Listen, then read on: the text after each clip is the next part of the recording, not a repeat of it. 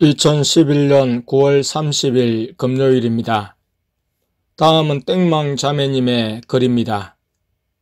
이번 주에도 예수님께서 학원에 같이 동행해 주셨습니다. 가끔 교실에서 성령님께서 보이셨고 하나님 아버지께서는 한두 번 보이셨습니다.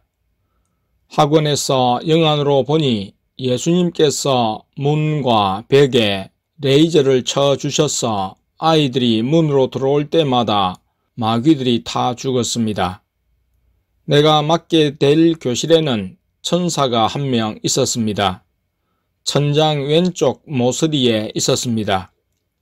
그 천사가 무기를 써서 마귀들을 제압했습니다. 아이들 몸에 있는 마귀들은 몸 밖으로 나오지도 못하고 예수님께서 쓰신 무기를 다 맞고 있을 수밖에 없었습니다. 예수님께서 보혈로 아이들 머리 위에 뿌리셨습니다. 마귀들이 많이 없어졌습니다. 한 아이의 머리 위에는 처녀 귀신이 있었고 다른 아이의 머리에는 뚱뚱하게 살찌고 욕심 많게 생긴 사람 형상의 마귀가 있었습니다. 그리고 또 한 명의 머리에는 드라큘라처럼 생긴 마귀가 있었습니다. 무기를 써서 다 없앴습니다. 많은 마귀들이 정체를 드러냈고 또 무기에 괴로워했습니다. 아이들 2명이 예수님께서 사역하셔서 기침을 했습니다. 아이들 속의 마귀가 기침으로 빠져나갔고 나를 지도하시는 선생님도 기침을 했습니다. 어떤 아이는 수업 중 귀 뜨거! 라고 말하며 귀를 손으로 잡았습니다. 영안으로 보니 성령님께서 그 아이의 귀를 손으로 만지고 계셨습니다. 성령님께서 불을 느끼게 해 주셨나 봅니다. 요번 주에 아이들의 얼굴은 영적으로 약간 맑아진 모습이었습니다. 피부색이 예전에는 많이 시커맸는데 그래도 이번 주는 조금 맑아지고 깨끗한 느낌이었습니다. 그리고 영적 치매도 확실히 줄어들었습니다. 그리고 오늘은 기말고사가 끝나고 과자 파티를 하는 날이었습니다. 과자를 못 가져온다고 말한 아이도 있었는데 예수님께서 그런 아이들을 생각나게 하시고 과자 사러 잠깐 편의점에 가자고 말씀하셨습니다. 편의점에 가서 예수님께서 골라주신 딸기맛 과자와 계란 과자를 샀습니다. 그것을 아이들에게 주니까 먹으면서 딸기맛 진짜 맛없어. 계란 과자도 별로야. 난 다른 거 먹을래. 라고 투덜거렸습니다. 한 명도 아니고 애들 대다수가 그랬습니다. 못 먹을 만한 것도 아닌데 애들이 왜 불만인지 의아했습니다. 그래서 영안으로 보니까 아이들 속에 있는 마귀가 예수님께서 드신 과자라서 투덜거림을 알 수 있었습니다. 애들이 그 과자를 먹으면 정결한 음식이 속으로 들어가니까 마귀가 싫어서 투덜거리게 만든 것입니다. 애들은 투덜거리고 거의 다 남겼습니다. 그래도 예수님께서 드신 것을 몇 입 먹었으니까 마귀한테 영향을 많이 끼친 것 같습니다. 예수님께서 계속 학원을 영적으로 깨끗하게 청소해 주시기 때문에 마귀들이 많은 곳에서도 일할 수 있었습니다. 그리고 예수님께서 치매를 덜 받게 내 영을 보호해 주시는 것 또한 감사가 되는 일주일이었습니다. 삼위 하나님 감사합니다. 2011년 10월 1일 토요일입니다. 다음은 땡망 자매님의 글입니다. 오늘 밤 10시쯤 기도할 때 성령님께서 천국에 가자고 하셨습니다. 예수님께서 천국 가는 문을 여시니 천국 바닷가가 보였습니다. 예수님께서 모래에 앉으시고 이야기를 시작하셨습니다. 추수할 때는 다가오는데 일꾼도 적고 곡식도 적구나 라고 말씀하셨습니다. 예수님과 바닷가 물 바로 앞에 앉아서 파도가 거의 발까지 닿을 것 같았습니다. 그곳은 조용하고 아무도 없는 한적한 바닷가였습니다. 예수님께서 바다를 바라보시며 성경 말씀을 천천히 읊으셨습니다.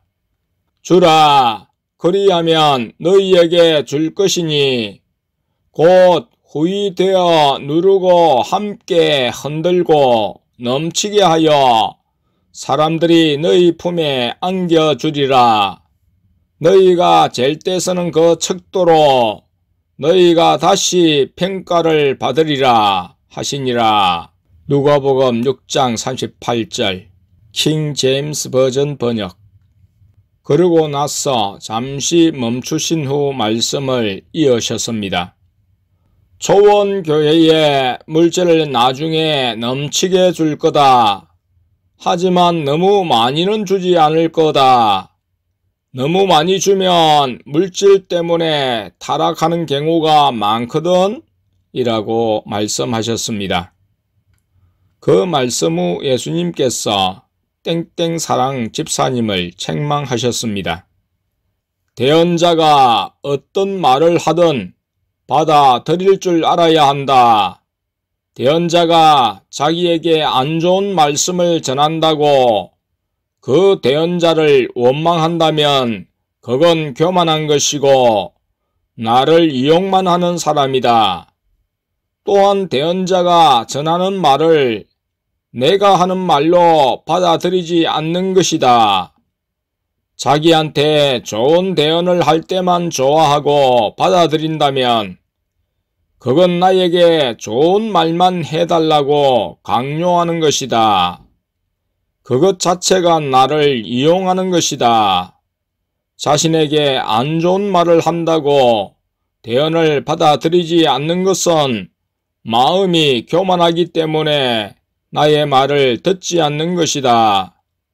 내가 대언자를 통해 책망하거나 안 좋은 말을 해도 겸손히 받아들이는 사람이 내가 기뻐하는 사람이다 라고 말씀하셨습니다. 이어서 예수님께서 초대장은 그 사람이 살아있는 한 여러 번 주어진다. 그렇지만 끝까지 초대를 거절하는 사람은 구원이 없다. 너네는 너희의 마지막 날을 모른다. 너희는 내일이 너희의 마지막이어도 모른다. 하지만 나는 안다. 내가 초대장을 보냈을 때 빨리 초대에 응하는 게 중요하다 라고 말씀하셨습니다. 예수님, 초대를 거절해 구원이 없다면 그건 너무 심하신 것 같아요 라고 말씀드리자 예수님께서 성령의 방언을 받았다 해도 내가 부른 곳으로 오지 않는다면 무슨 의미가 있겠니? 초원교회가 먼 해외에 있는 것도 아니고 나는 너희가 감당할 수 없는 것은 시키지 않는다. 초원교회로 오는 것이 아브라함이 이삭을 바치는 것보다 어렵겠느냐? 그런 것보단 쉽지 않느냐? 진짜로 나를 사랑한다면 내가 시키는 것을 할 수 있다. 나를 사랑한다면 라고 말씀하셨습니다. 그리고 예수님께서 잠시 침묵하셨습니다. 성령님과 하나님 아버지께서 바닷가로 오셔서 곁에 앉으셨습니다. 그리고 천사들도 몇 명 따라왔습니다. 예수님께서 말씀을 이으셨습니다. 하루살이처럼 살아라. 하루살이는 하루만 산다. 내일 걱정은 하지 않는다. 그리고 하루밖에 모른다. 하지만 이 말은 방탕하게 살라는 뜻은 아니다. 내 인도에 순종하여 살되 내일 걱정은 하지 말라는 뜻이다 라고 말씀하셨습니다. 그 말씀까지 들은 후 예수님께서 교회로 데려다 주셨습니다.